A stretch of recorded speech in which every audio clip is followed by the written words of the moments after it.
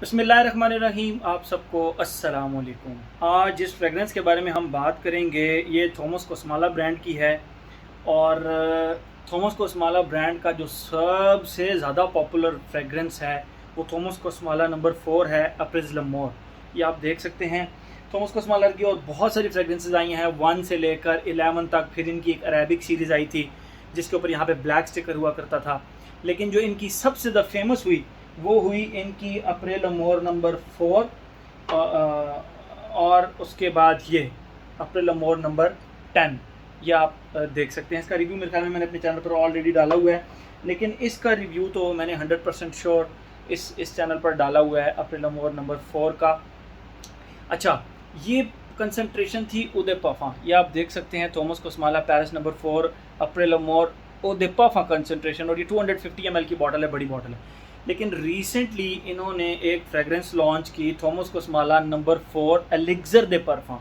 ठीक है, ये आप देख सकते हैं ये उदय पफा है और ये आप देख सकते हैं ये एलिक्सर दे परफा है। ये रिसेंट इनकी लॉन्च है जो कि है थॉमस कोस्माला नंबर 4 ही है, लेकिन उसका फ्लैंकर है बेसिकली। ठीक है, तो मैं आप लोगों को ये दिखाता हूँ। पहले ये इसकी बॉटल है, सेम थॉमस कोस्माला की जिस तरह मेडिसन की वो बॉटल्स की तरह की शेप होती है, सेम उस तरह की बॉटल है। ठीक है, और ब्लैक कलर का ऊपर हैवी मेटालिक कैप है जो आप अगर किसी को मारेंगे तो उसका ज़रूर कोई ना कोई नुकसान ज़रूर होगा। और ये कैप के ऊपर आप देख सकते हैं टीके परफांस लिखा है, एस्टैब्लिश इन 2014। और थॉमस कोस्माला परफांस पफा और नीचे कोई एड्रेस वगैरह लिखा हुआ है। और बाकी इसका सिंपल ये सिल्वर सा स्प्रेयर है और ये इसकी टोटल प्रेजेंटेशन होगी सेम थॉमस कोस्माला नंबर 4 वाली बॉटल है। द ओनली डिफरेंस इज़ यहाँ पे लिखा हुआ है एलिक्सर दे परफा। ये तो होगी इसकी प्रेजेंटेशन। मेन चीज़ होती है खुशबू। क्या खुशबू में भी डिफरेंस है? तो वो मैं आप लोगों को बता देता हूँ। देखें, थॉमस कोस्माला नंबर 4 का जिसका रिव्यू मैंने ऑलरेडी अपने चैनल पर डाला हुआ है, इसके अंदर मैंने कहा था कि स्टार्ट में थोड़ी सी लेमनी, थोड़ा सा जेस्टी सा है, थोड़ा सा सिट्रसी सा है। उसके बाद जाके ये बकरत रूज 540 की तरह, 100% नहीं, बकरत रूज 540 की तरह थोड़ा सा स्पाइसी कॉटन कैंडी की खुशबू बनती है। तो इसके स्टार्ट में जैसे ही आप इसको लगाते हैं, अगर आप इसको साइड बाय साइड भी चेक करें, लेट्स सपोज मैं आप लोगों को इसका साइड बाय साइड कंपैरिजन भी बताता हूँ कि जिस तरह अब मैं ये उदय पफा कंसंट्रेशन है जो कि ओल्ड कंसंट्रेशन है, इसको जब यूँ खुशबू कर रहा हूँ और इसको जब यूँ खुशबू कर रहा हूँ तो दोनों में काफ़ी ज़्यादा डिफरेंस मुझे ऑलरेडी फील हो रहा है। ठीक है, तो ये आप लोगों को बताता चलूँ कि स्प्रेयर से आपको काफ़ी ज़्यादा डिफरेंस ऑलरेडी फील होना शुरू हो जाएगा। बट आते हैं हम अपने मेन टॉपिक की तरफ कि इसकी खुशबू फील किस तरह होती है। उदय पफा का रिव्यू आपने देखना है तो वो मेरे चैनल पर जाकर आप देख सकते हैं। थॉमस कोस्माला नंबर 4 का एलिक्सर दे परफा, इसकी खुशबू मैं अलग से डिफ़ाइन करूँगा। इसको जैसे ही आप लगाते हैं मुझे समहाउ जो थॉमस कोस्माला नंबर 4 है वो समहाउ इतना ज़्यादा अच्छा नहीं लगता था, क्योंकि स्टार्ट में वो थोड़ा सा प्लास्टिकी सा फील करता था। जिस तरह आपका जो है ना वो बकरत रूज 540 जो एक सैफरॉन बेस्ड ज़बरदस्त सी फ्रेगरेंस है, ये आप देख सकते हैं। ये एक कॉटन कैंडी बेस्ड फ्रेगरेंस है और इसके अवेंटस के बाद मैं समझता हूँ सबसे ज़्यादा जो अगर किसी फ्रेगरेंस को क्लोन किया गया है तो वो सिर्फ़ और सिर्फ इस फ्रेगरेंस को क्लोन किया गया है। लेकिन कुछ लोगों के बकौल उनके ऊपर ये फ्रेगरेंस बहुत ज़्यादा चलती नहीं है, बहुत ज़्यादा इसकी लॉन्जिविटी बहुत ज़्यादा उनको मतलब लॉन्जिविटी तो है, बहुत ज़्यादा प्रोजेक्ट नहीं करती। तो उस केस में लोग थॉमस कोस्माला नंबर 4 लेते थे। क्या ये उसको थॉमस कोस्माला नंबर 4 को भी काटेगी क्या? क्योंकि ये एलिक्सर दे परफा उनकी न्यू कंसंट्रेशन है तो ज़ाहिर बात है उसमें कुछ ना कुछ तो इम्प्रूवमेंट की होंगी। तो अनलेस थॉमस कोस्माला नंबर 4 उदय पफा वो ज़रा थोड़ी सी प्लास्टिकी सी फील देती है स्टार्ट में। मैं आप जिन लोगों ने थॉमस कोस्माला 4 यूज़ किया है उनको थोड़ा सा आइडिया होगा कि प्लास्टिकी फील का क्या मतलब होता है, but not in this case. ये स्टार्ट से ही आपको इस तरह लगेगा जिस तरह आपने ओरियो बिस्किट, एक होता है ना ओरियो बिस्किट, उसकी जो चॉकलेट का ऊपर बिस्किट होता है उसकी एक स्पेसिफिक खुशबू होती है, वार्म चॉकलेटी सी और थोड़ी सी आप कह सकते हैं कि स्पाइसी सी, वार्म स्पाइसी सी बिस्किट की, ओरियो बिस्किट की जो एक खुशबू होती है, कॉफ़ी चॉकलेट इस तरह की एक वार्म सी जो खुशबू होती है वो इसके स्टार्ट में आती है। और हल्की सी कॉटन कैंडी की खुशबू आती है। कॉटन कैंडी कहते हैं लच्छे को, जो कि वो इतना बड़ा आपको शुगर का क्लाउड बना के देते हैं। उसको जैसे ही आप मुंह में डालते हैं तो बस वो फ़ौरन घुल जाता है और उसकी जो एक स्पेसिफिक खुशबू होती है कॉटन कैंडी की, उस तरह की खुशबू इसके अंदर आती है स्टार्ट के अंदर। ठीक है, coffee, Oreo biscuit plus cotton candy की खुशबू।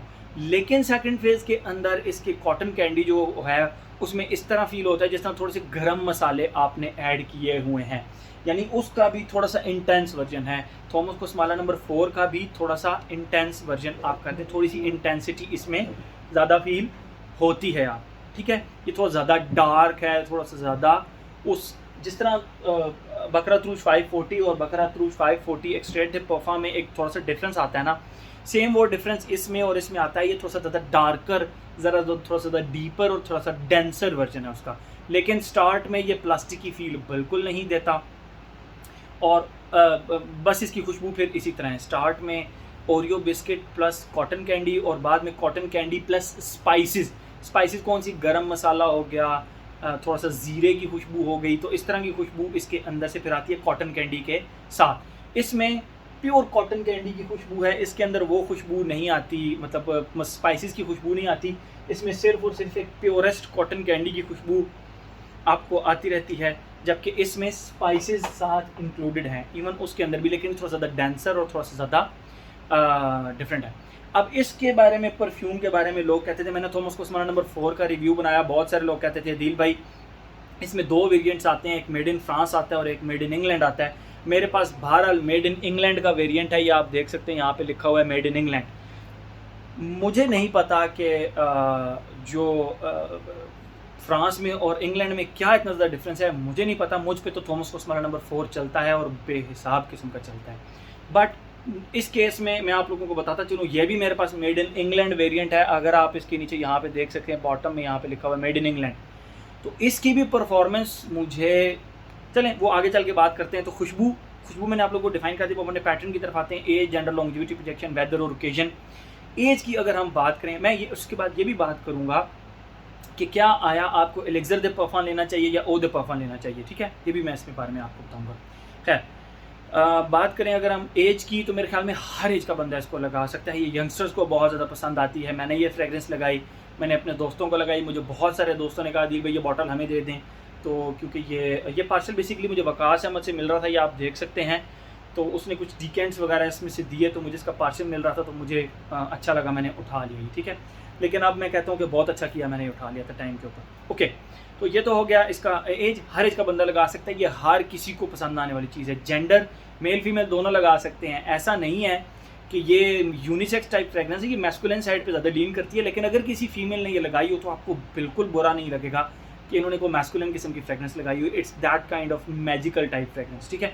ये जिस तरह एक परफेक्ट यूनिसेक्स फ्रेगरेंस बनती है, ये परफेक्ट यूनिसेक्स नहीं है, ये मैस्कुलिन साइड पे थोड़ा ज़्यादा लीन करती है, बट स्टिल इसको फीमेल लगा सकती है, ठीक है।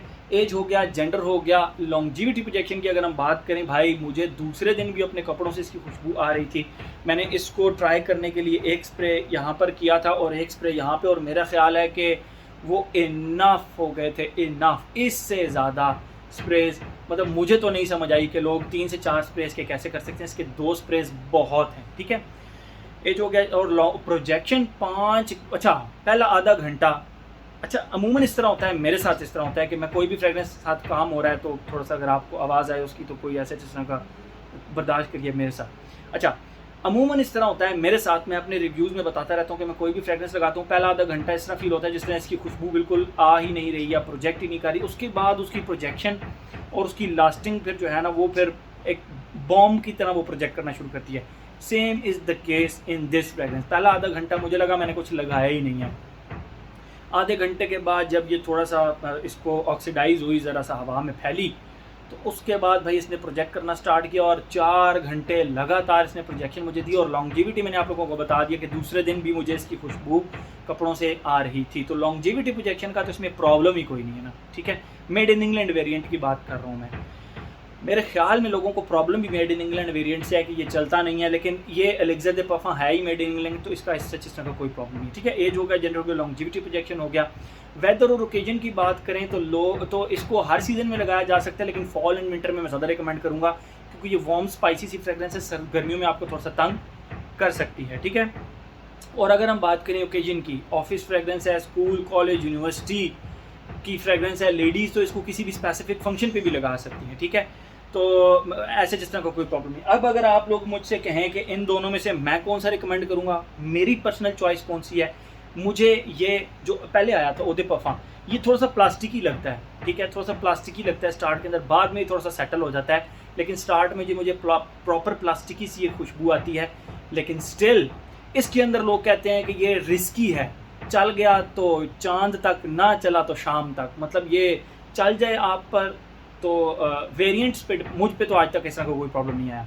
बहरहाल अगर ये आप पे चल जाता है तो ये भी 2-2 दिन चलता है, ना चले तो फिर ये भी नहीं चलता। लेकिन इसके मामले में अभी तक इस तरह की कोई शिकायत नहीं है, ये 100% चलता है, 2 दिन इसकी लॉन्जिविटी है और प्रोजेक्शन। तो खुशबू की बात की जाए तो खुशबू मुझे इसकी ज़्यादा रिफाइंड लगी, प्लास्टिकी सा नहीं था, और इसकी लॉन्जिविटी प्रोजेक्शन का भी कोई प्रॉब्लम नहीं है। तो आई वुड पर्सनली रिकमेंड कि अगर आपने थॉमस को अभी तक आपने थॉमस कोस्माला नहीं लिया और आप कोई भी वेरिएंट इसका लेना चाह रहे हैं थॉमस कोस्माला नंबर 4 का, तो इसका एक और वेरिएंट भी आया है थॉमस कोस्माला कैंडी के नाम से, ये आप देख सकते हैं कैंडी, ये भी नंबर 4 ही है, मतलब थॉमस कोस्माला नंबर 4 और कैंडी, ये इसके ऊपर कैंडी लिखा हुआ है। बट अगर थॉमस कोस्माला नंबर 4 ओदे पफा और एलेक्जर में से मुझसे कोई पूछे और आपने आज तक थॉमस कोस्माला नहीं लिया, आप कोई एक लेना चाह रहे हैं, तो I would personally recommend this one. ज़्यादा रिफाइंड है, ज़्यादा लॉन्ग लास्टिंग है, और उसमें वो रिस्क भी नहीं है कि ये पता नहीं वो इंग्लैंड वाला वेरिएंट है, फ्रांस वाला वेरिएंट है, चलेगा नहीं चलेगा, इसमें इस तरह की कोई प्रॉब्लम नहीं है, ये ज़रूर परफॉर्म करेगा, ठीक है। तो मेरे ख्याल में हर एस्पेक्ट इसका हमने कवर कर लिया। तो ये था जी हमारा थॉमस कोस्माला का नंबर 4 एलेक्जर दे पफा। Thank you so much.